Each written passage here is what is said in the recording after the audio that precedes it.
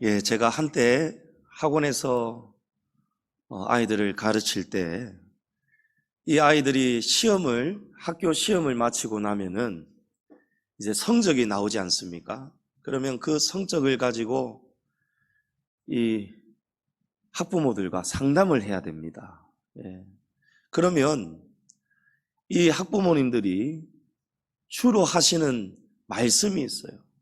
무슨 말이냐 하면, 아니 선생님, 비싼 학원비를 주고 학원을 보내는데 왜 우리 아이 성적이 이렇게 오르지를 않습니까? 이렇게 말을 하는 분들이 많습니다. 성적이 오르지 않는 학생들, 비싼 학원비를 주고 비싼 교재비를 부모들이 감당을 하면서 아이들을 보내는데도 성적이 오르지 않는 아이들, 그런 공통점이 있더라고요. 지각을 자주 합니다. 결석을 합니다. 그리고 학교에서 배운 것, 학원에서 배운 것, 그걸로 끝이에요. 돌아가서 숙제하지 않습니다. 스스로 복습, 자습하지 않습니다. 그런 공통점이 있더라고요. 노력은 결코 배신하지 않는다, 이런 말이 있습니다. 아무리 비싼 학원에 보내도, 아무리 좋은 교재, 비싼 교재, 아주 잘 가르치는 스타 강사 밑에서 수업을 받아도 노력하지 않으면 배우고 익히고 복습하고 스스로 자습하는 그 시간들이 쌓이고 또 쌓이지 않으면 아무리 비싼 학원에 보내도 여러분 절대 성적이 오를 수가 없습니다. 변화가 없고 성장이 없습니다. 우리의 믿음도 마찬가지인 거예요. 우리 믿음이 하루아침에 확 자라지 않습니다. 하루아침에 믿음이 확 자라고 열매 많이 맺고, 여러분 그런 경우 없습니다. 반드시 시간이 쌓이고 또 쌓여야 됩니다. 이것이 바로 누적의 법칙입니다. 여러분 무엇이든 쌓여야 돼요. 우리 성도들도 누구든지 이 믿음의 길 가운데 하나님의 말씀을 읽고 배우고 익히고 스스로 자신을 돌아보고 하는 이런 시간들이 쌓이고 또 쌓이지 않으면 우리의 믿음에도 아무런 변화도 없고 아무런 성장도 없고 열매가 열리지 않습니다. 다윗은 30세에 유다 지파의 왕이 됩니다. 그런데 우리가 이 한 가지를 한번 생각해 볼 수 있습니다. 다윗이 언제 왕으로 부름을 받고 기름 부음을 받았습니까? 하나님께서 사울을 왕으로 세운 것을 후회하시고 사울을 이을 그 다음 왕으로 다윗을 내정하시고 사무엘 선지자에게 이새의 집으로 가서 왕이 될 다윗에게 기름을 부으라고 하셨어요. 그때가 다윗의 나이 30세였습니까? 아니었어요. 다윗은 어린 소년이었습니다. 다윗은 이미 일찍이 어린 소년 시절에 왕이 될 사람으로 택함을 받아서 기름 부음을 받았습니다. 그러나 다윗은 10수년이 지나야 유다 지파의 왕이 될 수 있었습니다. 여러분 여기서도 우리가 이 한 가지를 깨닫습니다. 왕으로 부르심을 받았지만 기름 부음을 받았지만 그렇다고 해서 곧바로 하루아침에 그 다음날 왕이 되는 것이 아니구나. 여러분 무엇입니까? 누적이 필요한 거예요. 사람들은 과정은 별로 중요하게 보지 않고 결과를 중요하게 보는 그런 경향이 있습니다. 다윗이 하나님께 인정을 받았습니다. 왕이 되었습니다. 하나님께 사랑을 받았습니다. 다윗이 누렸던 복이 어마어마했습니다. 우리는 그것을 부러워합니다. 하지만 다윗이 왕이 되기까지, 30세에 왕이 되기까지, 그리고 다윗이 하나님께 합당한 자로 인정을 받고 복을 받고 누리기까지 다윗이 쌓고 또 쌓아왔던 그 시간들, 그 누적의 시간이 있었다라는 것을 우리가 헤아려 보아야 됩니다. 소년 다윗이 골리앗을 쓰러뜨리죠. 그리고 사울 왕에게 인정을 받고 사울의 군대의 장군이 됩니다. 그가 나가는 전쟁마다 승리했습니다. 승승장구했습니다. 사울 왕의 사랑을 받았습니다. 사울의 딸을 아내로 맡게 되고 사위가 되었습니다. 그런데 백성들이 사울은 천천을 쳤고 다윗은 만만을 이겼도다 하면서 사울 왕보다 다윗의 인기가 올라가기 시작하는, 그러면서 미움을 받았습니다. 사울이 장인인데도 불구하고 사위에 대한 질투심에 눈이 멀어서 다윗을 죽이겠다고 혈안이 되었고 급기야 모함을 군대를 일으켰습니다. 다윗을 정말 죽이려고 하는 거예요. 그때 다윗이 도피 생활을 합니다. 살기 위해 도망쳐야 됐습니다. 하루아침에 다윗이 집도 없고 가족에게도 나타날 수가 없고 잠잘 곳이 없고 먹을 것이 없는 거예요. 아무것도 없어요. 다 잃어버리고 말았습니다. 그런 도피 생활을 10년이 넘도록 합니다. 다윗이 견뎌왔던 그런 기나긴 도피 생활, 여러분 결코 만만한 시간들이 아니었습니다. 머물 곳이 없어서 숲이나 동굴에서 숨어 지내야 했습니다. 배고픔에 지쳐서 노베에 갔다가 노베에 있는 제사장이 주는 떡을 겨우 얻어먹었어요. 그런데 사울 왕이 노베에 있는 제사장이 먹을 것을 주었다는 사실을 알고 노읍으로 쳐들어가서 노베에 있는 모든 제사장 85명을 모조리 다 죽여버립니다. 다윗이 갈 곳이 없어요. 이제 잘못 갔다가는, 다윗이 잘못 누군가에게 도움을 받았다가는 그 사람 그 마을 초토화되어 버리는 거예요. 마음이 여리고 착한 다윗이 갈 곳이 없어요. 그래서 어디로 갑니까? 블레셋으로 망명을 갑니다. 블레셋이 얼마나 다윗과 원수입니까? 근데 다윗이 살기 위해서 그 꿈에도 생각해보지도 못하고 겸상하기도 싫은 그 원수와 같은 그 민족에게 가서 다윗이 살기 위해서 미치광이처럼 미친 척을 하고 사는 거예요. 다윗이 하루아침에 왕이 된 것이 아니었어요. 이런 시간들, 순간들, 고난들, 미친 척을 하지 않으면 살아낼 수가 없었던, 연명하기 위해서 그렇게 살아야 했던 10수년간의 시간들이 쌓이고 견디고 지나온 다음에야 하나님께서 이제 되었다 하시고 이스라엘의 왕이 되게 하신 것입니다. 여러분, 요셉의 경우도 마찬가지죠. 요셉이 2번의 꿈을 꾸었습니다. 그 꿈의 내용을 보면은 요셉이 높아지는 꿈이었어요. 요셉이 그 꿈을 꾼 그 다음날 높아졌습니까?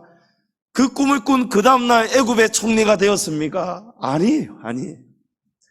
요셉도 시간을 쌓는 누적의 법칙이 그대로 적용이 되었어요. 버림을 받았지요. 가족에게 버림을 받고 애굽의 노예로 팔려가고, 노예로 그 보디발의 집에서 총무로 일을 하다가 모함을 받아가지고 감옥에 가고, 감옥에서 또 엄청나게 오랜 세월을 기다리고 견디고, 그러다가 마침내 바로 앞에 서게 되고 바로의 꿈을 해몽하게 되고, 그리고 하나님께서 이제 되었다 하시면서 애굽의 총리로 세워주셨습니다. 성도님 여러분, 하루아침에 찾아오는 복이 어디 있던가요? 하루아침에 내가 바라는 소원이 이루어지는 그런 소원이 어디 있던가요? 여러분, 하루아침에 찾아오는 복은 어디에도 없습니다. 복이 찾아오는 데에는요, 그만큼 쌓이고 쌓였던 누적의 시간들 때문에 하나님께서 이제 되었다 하시면서, 이제 때가 되었기 때문에 갑작스럽게 찾아오는 것이 아니고 분명한 이유들이 쌓이고 쌓이고 쌓이면서 그 사람에게 정확하게 복이 찾아옵니다. 오늘 본문의 욥도 지금 그 복을 받아내기까지, 하나님께서 진정한 복을 부어주시기까지 필요한 시간들이 지금 쌓이고 있는 거예요. 욥이 지금 견딜 수 없는 그의 삶에 누적해야 될 시간을 쌓아가고 있습니다. 욥이 갑자기 당하는 극심한 고난 중에 너무나도 견딜 수 없고 마음이 답답하고 왜 이런 고난이 찾아왔는지 도무지 이유를 알 수가 없는 그런 순간에 욥이 얼마나 답답했는지 탄식하고 있는 거예요. 그것이 오늘 본문입니다. 2절 말씀에 오늘도 내게 반항하는 마음과 근심이 있나니 내가 받는 재앙이 탄식보다 무거움이라. 여러분, 욥이 얼마나 지속적으로 떠나지 않고 오히려 점점 더 깊어가는 고통, 고난을 겪으면서 이전에는 욥이 전혀 가지지 않았던 그런 마음이 지금 들기 시작하는 거예요.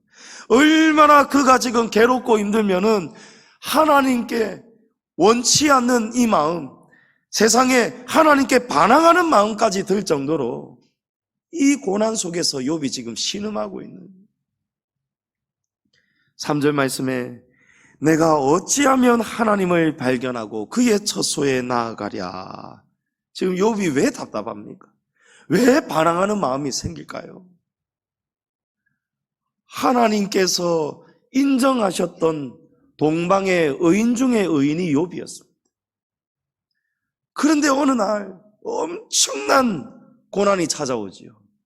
하루아침에 10자식이 다 죽고 수많은 재산을 다 강도들에게 강탈당하고 수많은 종들이 강도들에게 또 다 죽임을 당하고 가축들 재산 다 빼앗겨버리고 욥의 몸에는 병이 생기죠. 악창이 생기고 너무 가려워서 이 기왓장으로 끌고도 그 가려움이 해갈이 되지가 않고 죽지 못해 살고 있는데 그나마 마지막 남아있는 가족 욥의 아내는 남편을 얼마나 몰아세우고 비난하는지 하나님을 욕하고 죽어버리라는 거예요. 욥의 새 친구들이 찾아왔습니다. 이런 욥에게 위로를 건네주기 위해서 찾아온 것 같습니다. 그런데 그 친구들이 위로를 하는 것이 아니고 욥을 오히려 몰아세우고 정죄하기 시작하는 거예요. 잘 생각해보라는 거예요.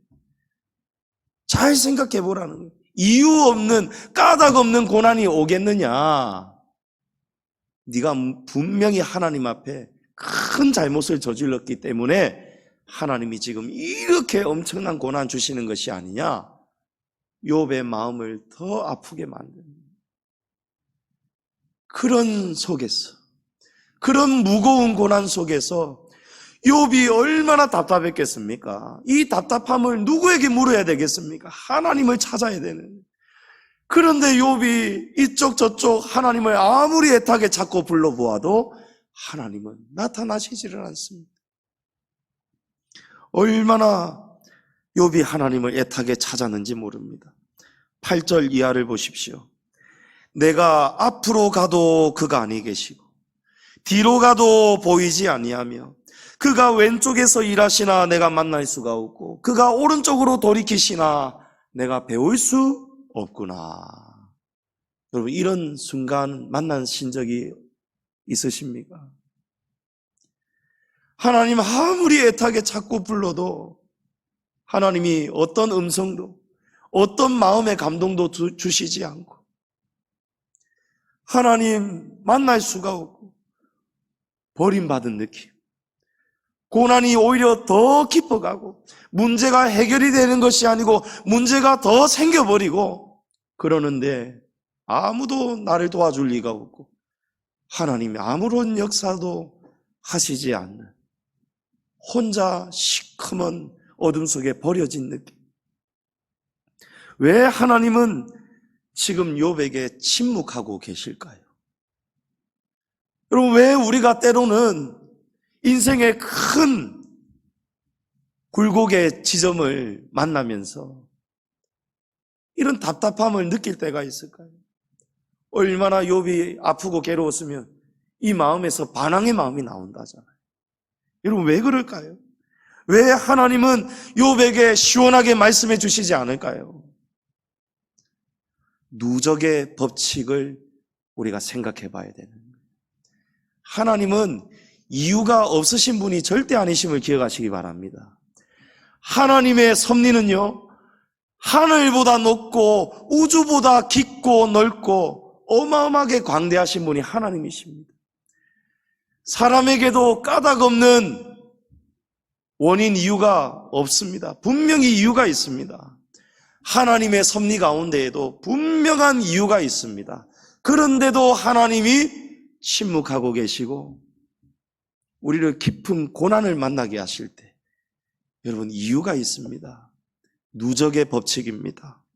아직 연단의 분량이, 연단의 시간이 찰 만큼 다 차지 않았기 때문에 하나님께서 다윗에게 이제 되었다, 이제 왕이 되어라, 10수년 전에 기름 부어주셨는데도 다윗이 얼마나 죽을 고생을 많이 했습니까? 미치광이가 되어서 살아야 했지 않습니까? 도망 다녀야 했지 않습니까? 그 속에서 다윗이 무슨 훈련을 받았을까요? 무슨 연단을 받았을까요? 여호와는 나의 목자시니 내게 부족함이 없습니다. 할렐루야.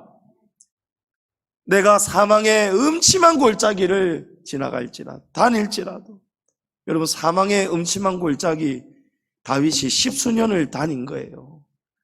그런데 그때마다 하나님이 다윗을 건져주시더라는, 주님의 지팡이와 막대기로 다윗을 안위해 주시더라는 것입니다. 다윗이 이 누적의 시간 속에서 그 법을 깨달았어요. 아, 하나님은 이런 분이시구나. 요셉은 어떻습니까? 요셉은 하나님과 감옥에서 동행했어요. 하나님이 요셉과 함께 하셨어요. 그래서 요셉이 노예로 팔려갔어도, 배신을 당하고 버림을 당해서도, 감옥에 갇혀 있는데도 요셉은 형통의 법을 깨달았습니다. 고난 중에도 형통의 법을 깨달았어요. 고난 중에도 감사를 찾아내는 그런 놀라운 생명의 성령의 법을 깨달았습니다.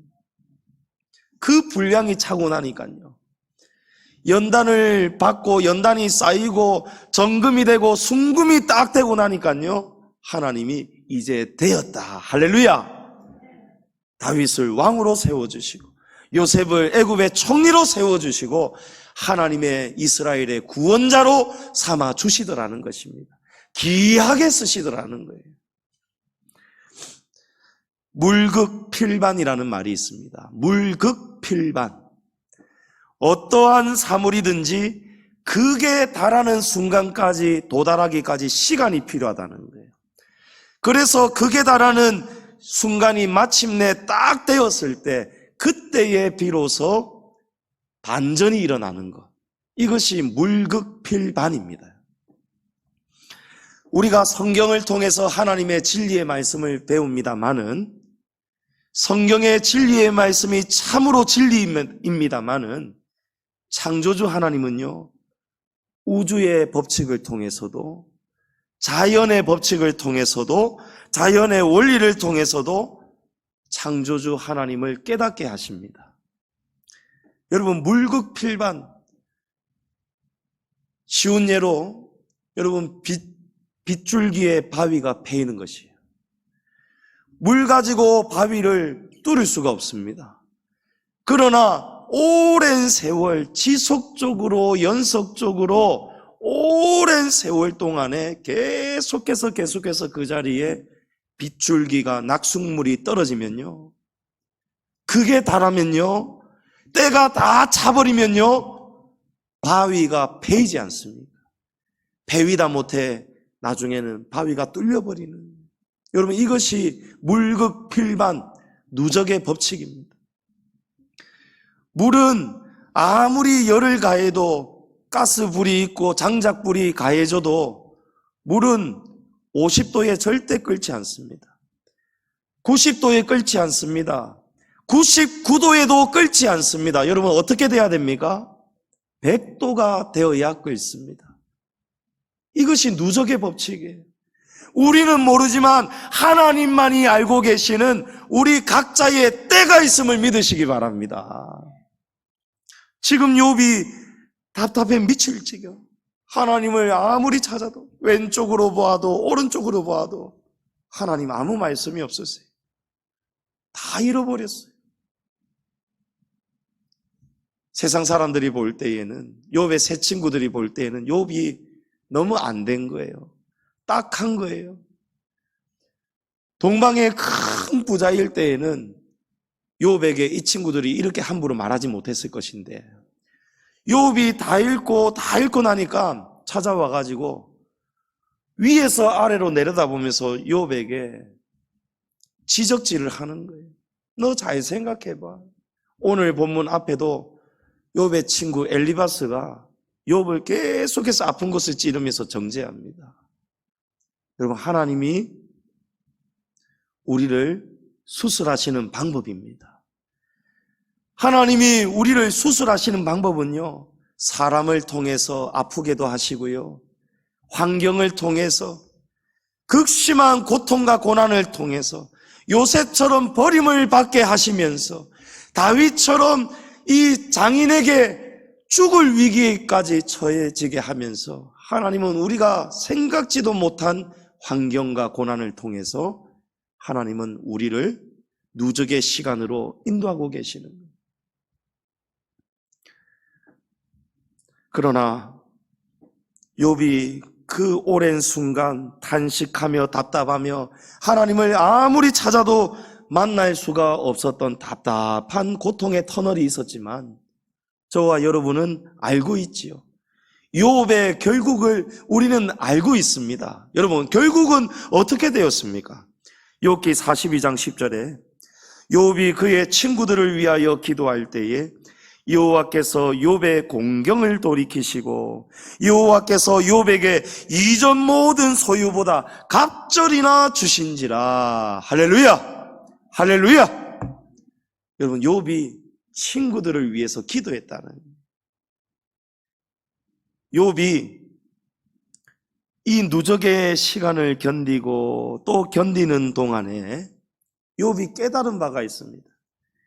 이전에는 하나님을 귀로만 들었는데 이 고난을, 엄청난 고통의 고난의 터널을 지나면서 연단을 받으면서, 불의 연단을 받으면서 욥 속에 남아있던 불순물들이 다 사라져 버렸어요. 여러분, 순금에 보면은 순금에 이 안에 있는 이 내용물을 몇 퍼센트라고 표현이 되어 있습니까? 99.9% 이렇게 되어 있어요. 순금이라도. 하나님이 원하시는 건요, 우리의 100% 변화되는 모습인 줄을 기억하시기 바랍니다. 그래서 하나님이, 욥이 동방의 의인이었는데도, 하나님이 인정하는 믿음의 사람이었는데도 하나님은 99% 갖고 안 되는 거예요. 하나님은 우리가 순전해지기를 원하십니다. 하나님은 우리가 정말 진짜 순금되기를 원하시는 거예요. 욥이 어떻게 변화가 됩니까? 이전에는 귀로만 하나님을 들었는데 이 고난을 통해서 눈으로 하나님을 보게 되는 거예요. 여러분, 여기 본다는 것은요, 깨달았다라고 해석할 수도 있습니다. 욥이 무엇을 깨닫느냐? 아, 하나님은 이런 환경을 통해서 나를 이렇게 변화시키는 분이구나. 욥이 자신을 정죄하는 그 친구들이 얼마나 미웠겠습니까? 그런데 하나님이 그것까지 이제 다 가르쳐 주시는 거예요. 이 고난을 통해서, 욥아, 그런 너의 마음을 내가 더 깨끗하고 더 순금되게 하기 위해서 내가 너에게 이런 원수 같은 친구들을 사랑으로 품으라고 내가 이 시험과 이 연단을 가져다 주는 것이니라. 욥이 이전에는 그런 하나님을 보지 못하고 깨닫지 못하였는데 이제는 깨닫는 거예요. 욥이 그의 친구들을 위하여 기도할 때, 여러분, 욥이 친구를 용서하고 기도할 때에 하나님이 그때에 마지막 열쇠가 다 열리고 말았어요. 여러분, 누적의 법칙, 하나님의 누적의 법칙에서 가장 마지막 단계는 여러분 바로 이것입니다. 욥이 원수와 같은 친구들을 용서하고 그의 친구들을 위해서 용서하고 오히려 원수를 사랑하고 원수를 위해서 기도할 때에 하나님, 나 이제 정말 이 친구들 미워하는 마음이 없습니다. 이 친구들이 알고 보았더니 저를 순근되게 하기 위해서 하나님이 쓰셨던 귀한 제 연단의 도구였습니다. 여러분, 이것을 깨달으셔야 돼요. 이런 성숙한 생각이 우리 성도의 머릿속에서 깨달아져야 되는 거예요. 여러분, 사람을 보면요, 그 사람을 절대 우리가 사랑할 수가 없습니다. 그 사람을 통해서 역사하시는 하나님을 바라보면요, 여러분, 모든 사람들이 우리에게 기인입니다. 기인.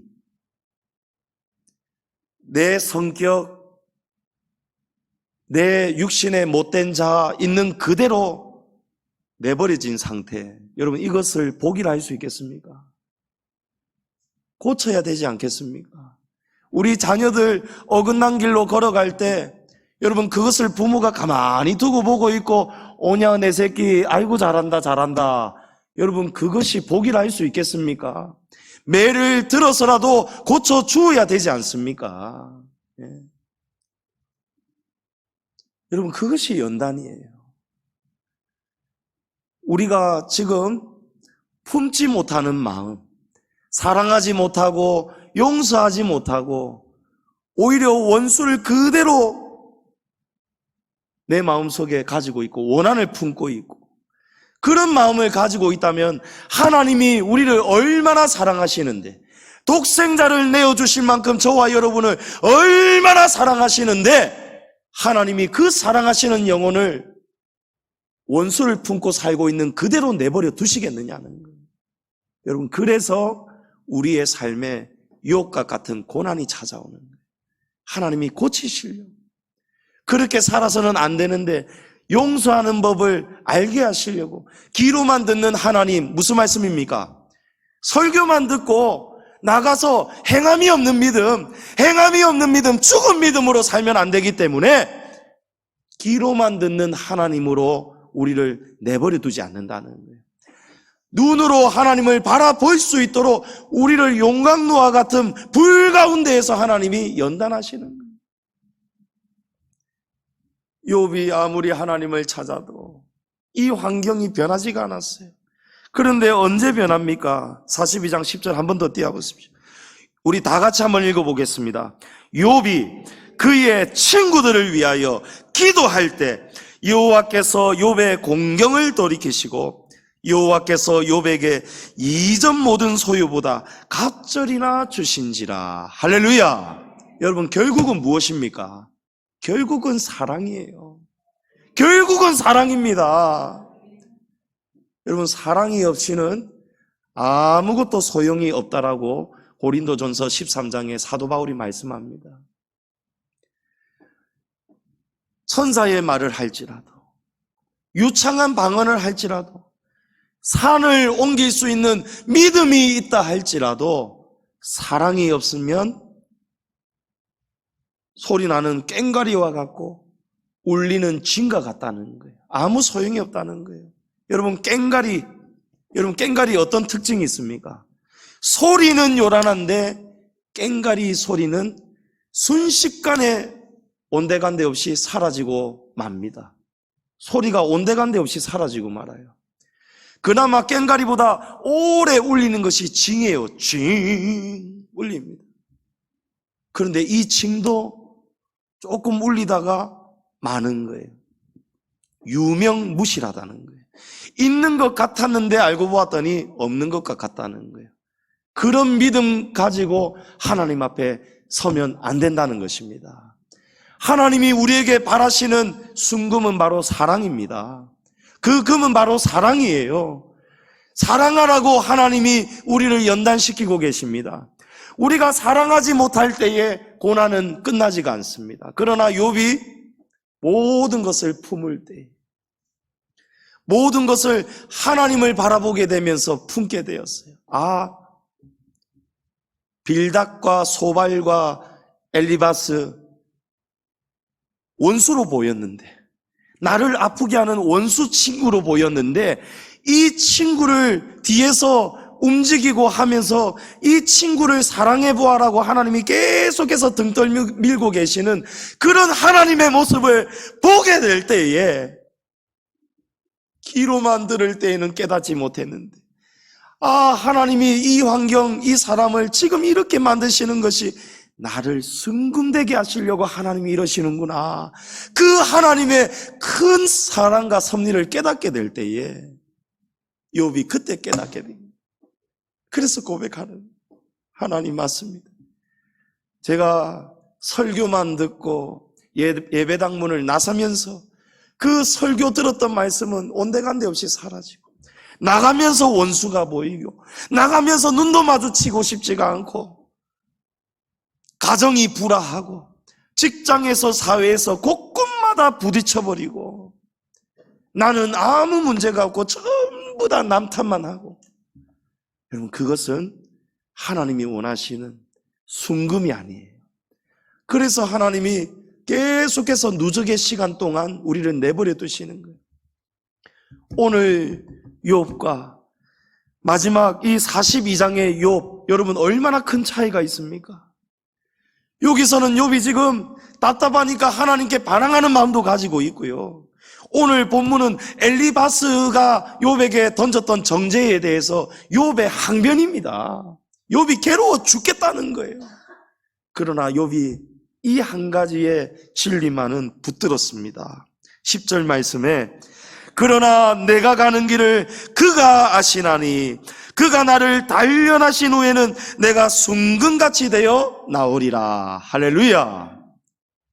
여러분, 이 법칙만 우리가 마지막까지 잊지 않아도 하나님 앞에서 우리가 변화될 수가 있습니다. 빨리 깨달으면 이 누적의 법칙에서 빨리 빠져나올 수가 있습니다. 그러나 빨리 깨닫지 못하였어도 이 사실, 이 진리, 누적의 법칙, 아직 내가 지금 쌓이지가 않았구나, 아직도 내가 모자라구나, 아직도 내가 죽지 않았구나, 아직도 내 육신의 자아가 펄펄 살아있구나. 그래서 하나님이 아직 때가 차지 않았기 때문에 나를 아직 이 환경에, 이 문제 속에 내버려 두고 계시는구나. 성도님 여러분, 세상의 모든 이치뿐만이 아니고 우리 성도들의 믿음의 길도 누적의 법칙이 필요합니다.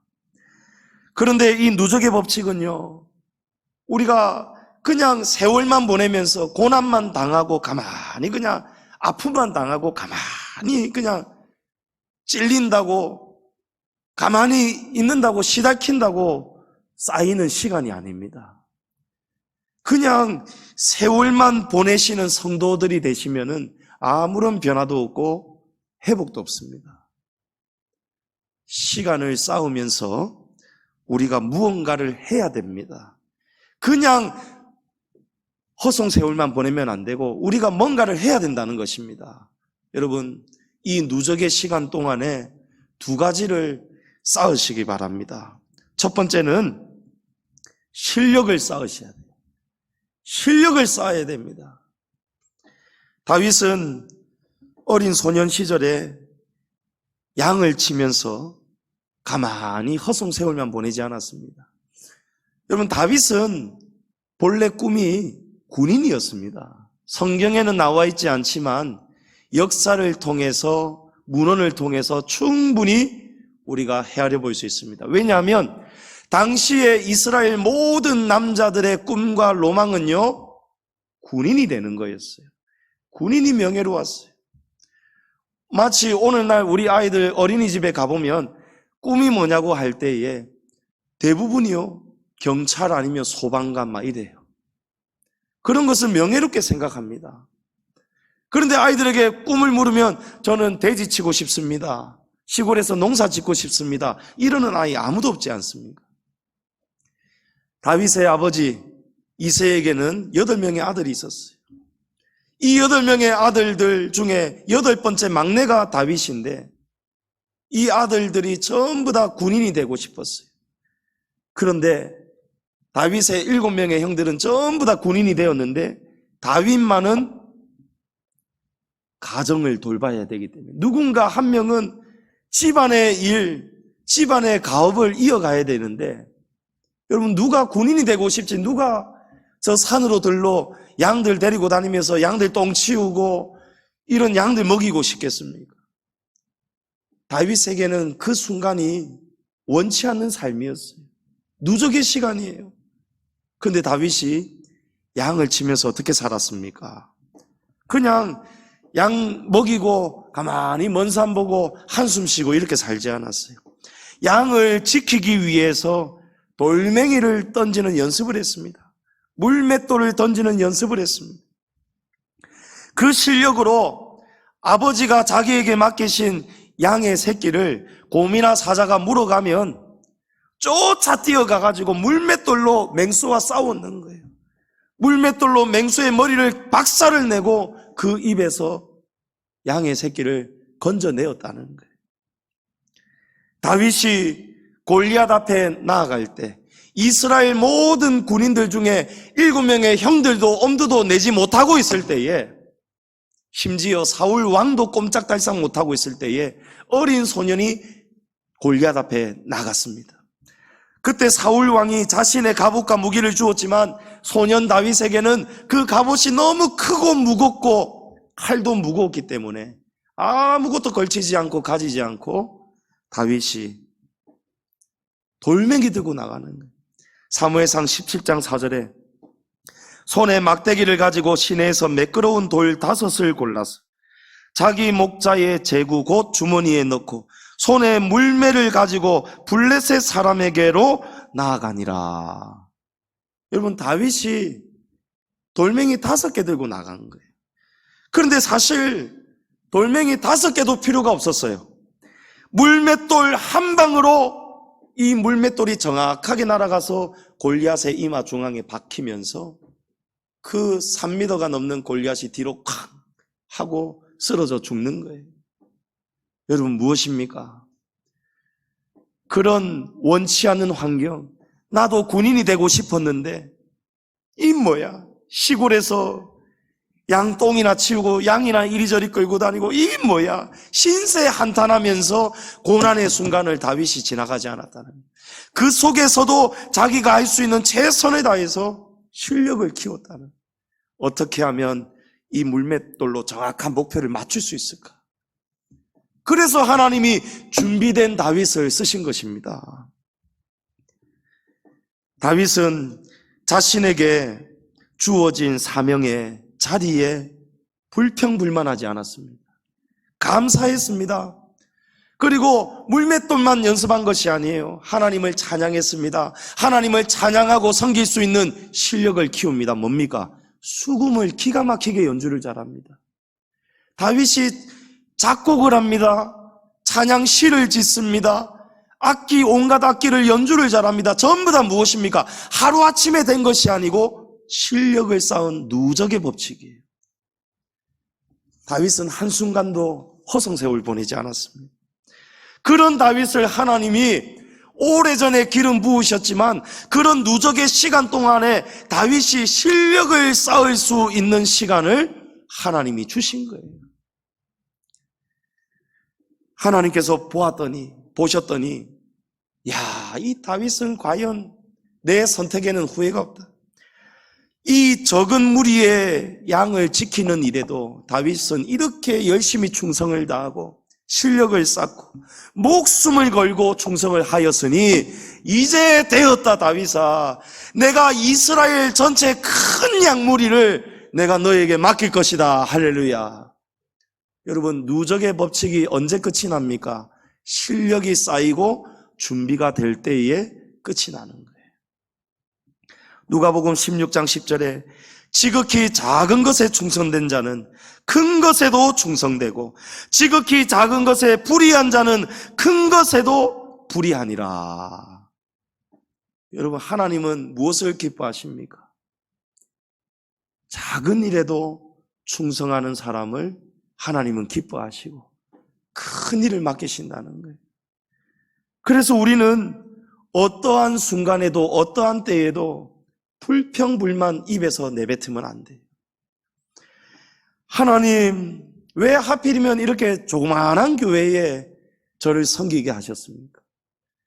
이렇게 일꾼도 없고 재정도 넉넉하지 못하고 다른 큰 교회 가면 내가 땀 흘리지 않아도 봉사하지 않아도 대우받으면서 엘리베이터 있고 주차장도 쾌적하고 온갖 동아리에 쾌적한 시설, 이런 좋은 교회 많은데 안 되겠다, 가야 되겠다.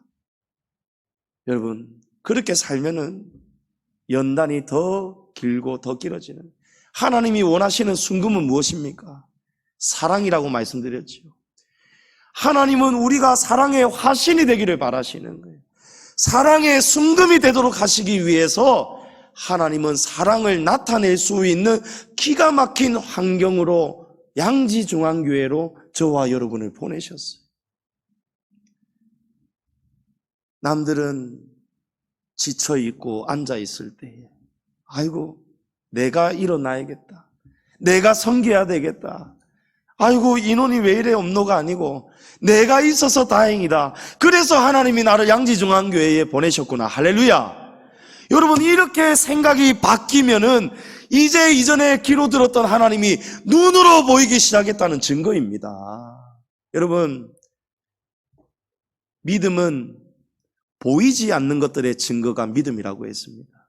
하나님은 상 주시는 분입니다. 그 상급을 위해서 표대를 향해서 달려가라고 했습니다.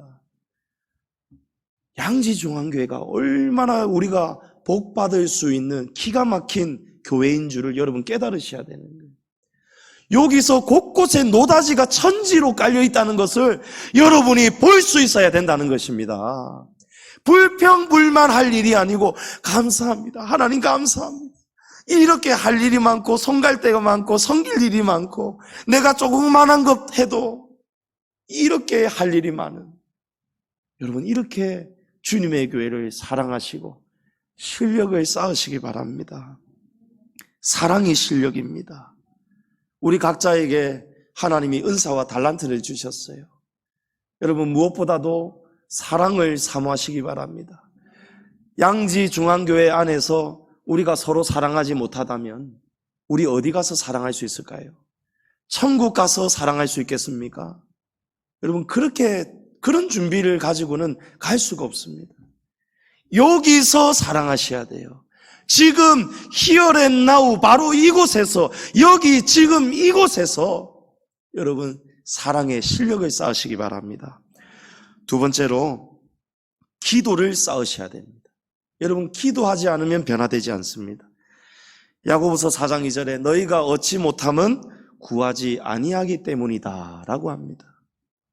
여러분, 아합 왕의 때에 3년 반 동안 비가 오지 않을 때에 하나님이 이제 때가 되었다, 내가 비를 내려주겠다 엘리야에게 말씀하셨습니다. 엘리야가 바알 선지자, 아세라 선지자 그 850명과 겨루어 이기고 난 다음에 갈멜산 꼭대기에 올라가서 예루살렘 성전을 향해서 기도했습니다.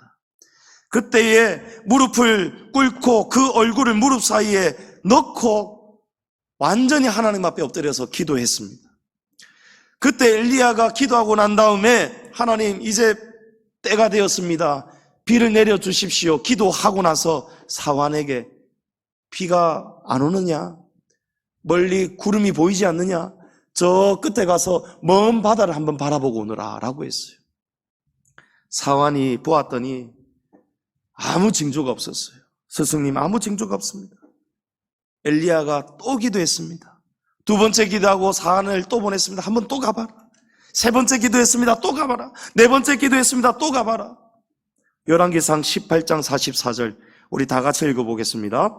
7번째 이르러서는 그가 말하되 바다에서 사람의 손만한 작은 구름이 일어나나이다. 여러분, 엘리야가 몇 번 기도했습니까? 7번 기도했다는 거예요.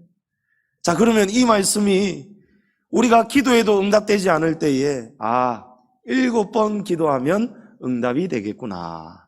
여러분, 이렇게 수를 가지고 들으시면 안 돼요. 성경에서 말씀하는 7이라는 숫자는 완전한 숫자라고 여러분 알고 계실 겁니다.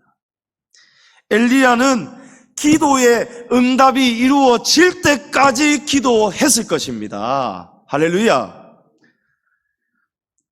여러분, 응답 받을 때까지 기도하라는 말씀이에요.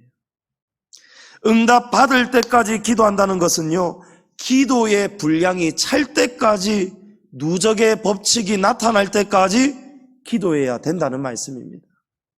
우리 성도들 중에 기도의 능력과 중요성을 부인하는 사람은 아무도 없을 것입니다. 하지만 정작 기도하는 성도들은 많지가 않습니다. 기도 생활하지 않는 성도들이 많지 않습니다. 왜 그럴까요?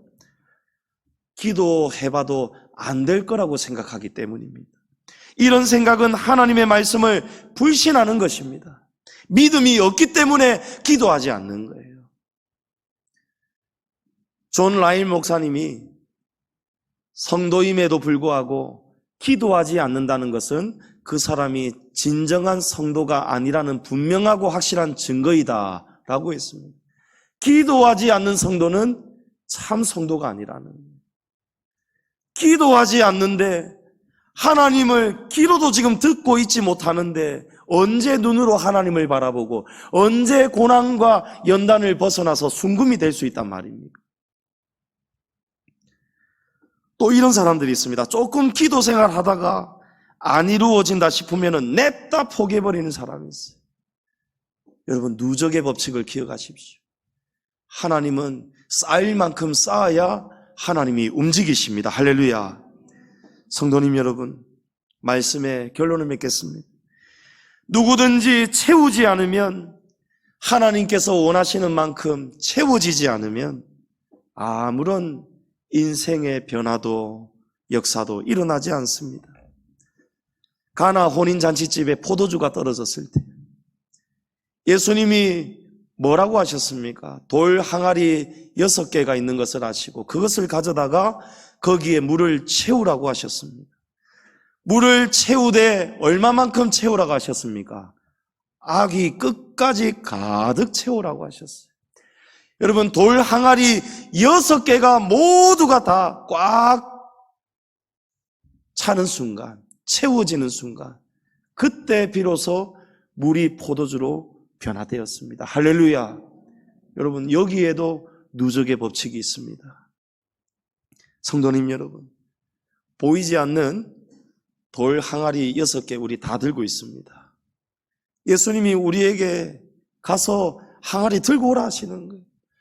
항아리 본 척도 안 하는 사람이 있고요. 돌 항아리 1개 옮기고는 아이고 무겁다, 힘들다 하고 멈추는 사람이 있고요. 돌 항아리 6개 다 옮기는데 물을 채우다가 마는 사람이 있고요. 돌 항아리 6개에 물을 다 채우고 있다가 마지막 항아리 아기까지 채우다가 마는 사람도 있고요. 여러분, 언제 역사가 일어난다고요? 모든 것이 찰 만큼, 하나님이 원하시는 만큼 다 채워졌을 때, 다 채워졌을 때에, 욥이 다 채워졌을 때에 하나님이 모든 것을 회복시켜 주시고 욥의 병도 고쳐주셨습니다. 할렐루야. 욥이 잃었던 10자식 7명의 아들과 3명의 딸 하나님이 다시 주셨어요. 하나님이 이전보다 소유의 갑절이나 회복시켜 주셨습니다. 욥의 세 친구들이 욥에게 우리가 오해하였다고 사과하게 만드셨어요. 욥의 모든 것이 전부 다 회복이 되었습니다. 성도님 여러분, 돌 항아리 6개, 물 아구까지 얼른 채우시기 바랍니다. 그 채우기 위해서 여러분 사랑의 실력을 쌓아야 돼요. 사랑을 채워야 됩니다. 사랑의 실력을 채우시고 기도를 쌓으십시오. 우리가 실력을 쌓고 기도할 때에 성령이 역사하셔서 우리의 부족한 것을 깨닫게 하시고 부족한 것을 채우게 하실 줄을 믿습니다. 하나님께서 우리가 이 모든 것을 실력을 쌓고 사랑을 채우고 기도를 다 채우고 나면은 욥과 같이 마침내 하나님이 모든 고난에서 회복시키시고 갑절의 복을 저와 여러분에게 내려주실 줄을 믿습니다. 얼른 채우셔서 이 복이 저와 여러분의 가정마다 우리 양지중앙교회 차고 넘치는 복이 속히 일어나기를 주님의 이름으로 축복합니다.